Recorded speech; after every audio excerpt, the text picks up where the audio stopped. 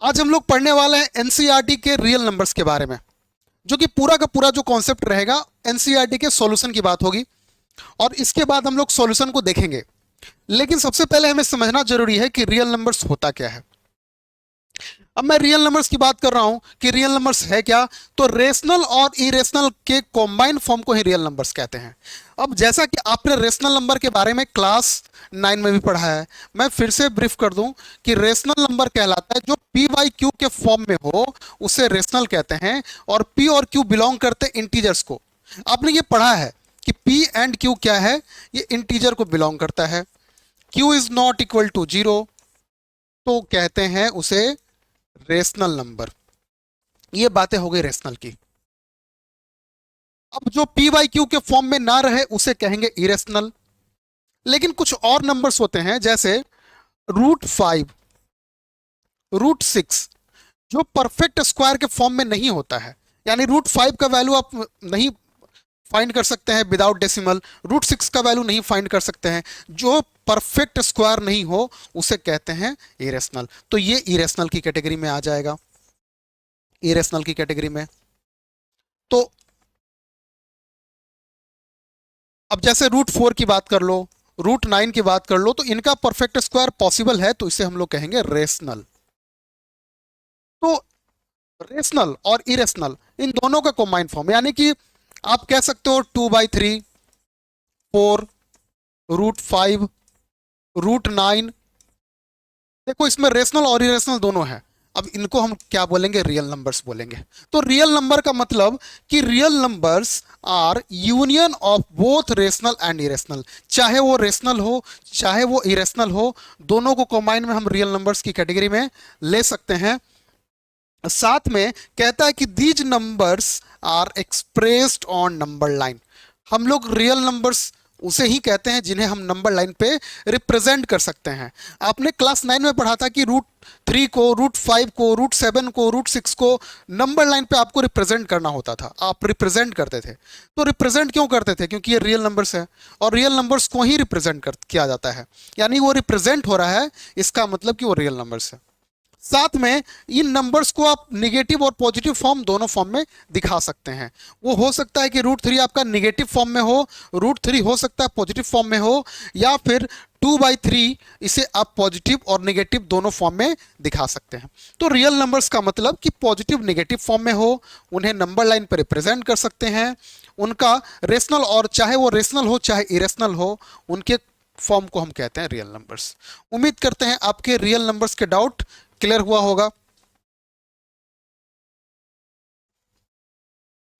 अब जब बात आई है रियल नंबर्स की, तो हमें क्वेश्चन में कैसे सॉल्व करना होता है वो भी देखते हैं। प्राइम फैक्टराइजेशन, प्राइम फैक्टराइजेशन ये है क्या? आपने किया भी है। प्राइम फैक्टराइजेशन का यूज क्लास 6 से ही होता है, और इसमें हम लोग जस्ट की एलसीएम की तरह चीजों को करते हैं। जैसे आपके सामने मिल जाए कि आप करो 144 का प्राइम फैक्टराइजेशन।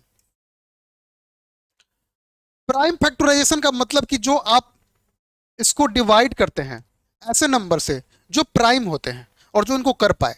जैसे 144 को 2 से डिवाइड करेंगे तो आएगा 72। अगेन 72 को फिर से 2 से डिवाइड कर सकते हैं। इस तरीके से हम लोग डिवाइड करते जाते हैं जब तक कि ये डिवाइड होना बंद ना हो जाए। और आप देख सकते हैं कि एंड में इसका रिमाइंडर 1 आया, उसका डिवाइड करके लास्ट में 1 आया। तो अब हम डिवाइड नहीं करेंगे। अब इनको आप लिखते हैं प्रोडक्ट फॉर्म में, यानी कि 144 को आप जब प्रोडक्ट में लिखते हैं तो 2 × 2, 3 × 3, ये फॉर्म जो है इसे ही कहते हैं प्राइम फैक्टराइजेशन। अब 2 कितने टाइम आया है? 1 2 3 4, तो आप इसे कर देंगे 2 टू द पावर 4, एंड 3 आया है 2 टाइम, यानी कि 3 टू द पावर 2। अब आप देख सकते हैं कि 144 को आपने लिखा 2 और 3 के फॉर्म में, तो ये प्राइम नंबर है। तो इस तरीके से हम लोग प्राइम को ही प्रोडक्ट फॉर्म में लिखते हैं प्राइम फैक्टराइजेशन के थ्रू, और इसे ही यूज करके एलसीएम और एचसीएफ फाइंड करना हम लोग सीखते हैं, जो कि हम लोग सीखेंगे। तो ये कहलाता है प्राइम फैक्टराइजेशन मेथड। इस मेथड का यूज करके हम लोग कैसे एलसीएम और एचसीएफ को फाइंड कर सकते हैं वो देखते हैं। अब जैसे आपके सामने क्वेश्चन रहता कि बताओ 144 और 198 का एलसीएम और एचसीएफ बताना है, तो आपने जैसे 144 का निकाला, अब मैं इसके जगह कर देता LCM and HCF of 144 and 198, ये क्वेश्चन मैं आपसे पूछता, तो आप कैसे फाइंड करते? आपने 144 को प्राइम फैक्टराइज किया तो आपको ये मिला। अब 198 को भी आप प्राइम फैक्टराइज कर लें और देखें कि क्या आता है।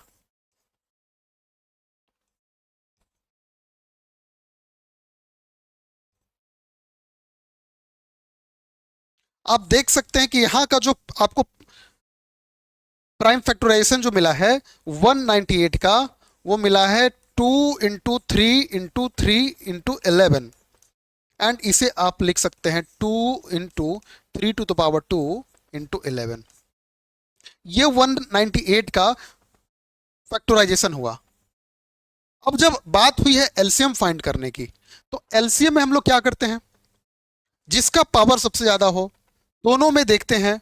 अब आप दोनों में देख सकते हैं कि यहाँ पे 2⁴ है और वही सेम नंबर 2⁻1 के फॉर्म में है, नहीं है तो 1 माना जाएगा। यानी कि एलसीएम के केस में आप क्या करेंगे, 2⁴ को लिखेंगे इंटू 3 पे पावर 2 है और यहाँ भी 3 पे पावर 2 है, तो दोनों का सेम ही है तो आप लिख देंगे। और यहाँ पे 11 नहीं है, यहाँ पे 11 है, जिसका पावर सबसे ज्यादा उसे लिखना होता है, तो 11 अकेला ही है तो आप इसे लिख देंगे। तो अब इसका वैल्यू निकल के आ जाएगा 16 × 9 × 11।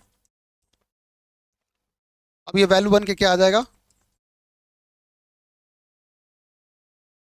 1584। ये आपका हो गया एलसीएम, ये वैल्यू जो है आपका बन के आ गया एलसीएम। तो इस तरीके से हम लोग इसमें जो जिस नंबर का पावर सबसे ज्यादा हो उसको ही हम लोग मल्टीप्लाई में के फॉर्म में लिख देते हैं। लेकिन अगर इसमें आपको एचसीएफ फाइंड करना पड़े तो इन प्राइम फैक्टराइजेशन से आप एचसीएफ कैसे फाइंड करेंगे वो देखते हैं। तो आपको फाइंड करना है एचसीएफ। अब देखेंगे इसमें हमें पावर वाला नहीं देखना है, हमें देखना है कि दोनों में कॉमन क्या है। देखो यहाँ भी 2 है, यहाँ भी 2 है, यहाँ भी 3 है और यहाँ भी एक 3 है, दूसरा 3 यहाँ पे है और दूसरा 3 यहाँ पे है। तो जो कॉमन मिले उसको आप मल्टीप्लाई में लिखना है, सिर्फ कॉमन वाले को, पावर वाले को नहीं। तो यहाँ पे दोनों में 2 है, यहाँ पे दोनों में 3 है, तो जो दोनों में हो उसे लिख के मल्टीप्लाई करना है, यानी कि 18 हो जाएगा। तो इस केस में हमारा एचसीएफ कहलाता है, इस केस में हमारा एलसीएम कहलाता है।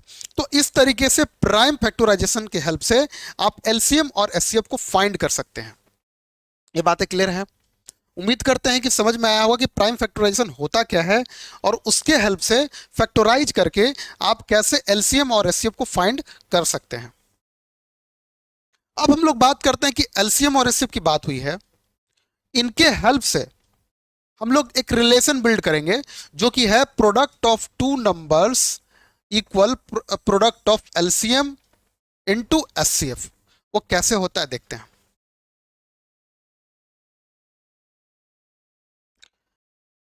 अब जैसा कि हमने प्राइम फैक्टराइजेशन के बारे में देखा, अब यहां पे एक रिलेशन दिया हुआ है प्रोडक्ट ऑफ टू नंबर्स। अब ये दिया हुआ है product of two numbers equal to product of LCM and HCF.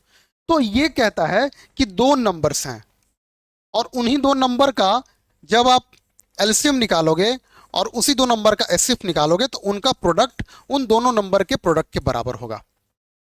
जैसे अभी हमने निकाला एलसीएम, तो वो वैल्यू था 1584 और एचसीएफ जो हमने निकाला वो हमारा 18।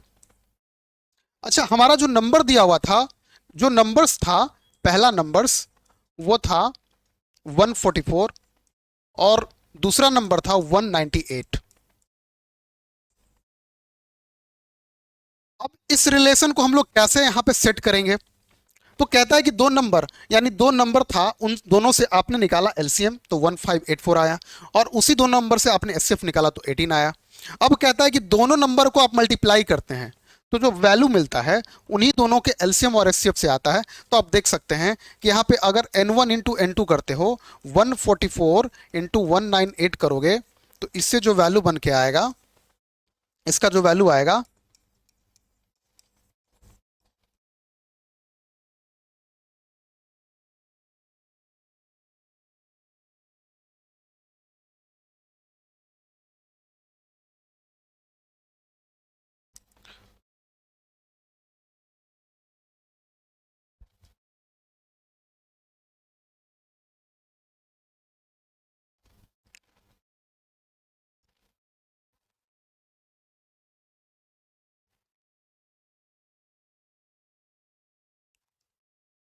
तो वैल्यू आएगा 28512।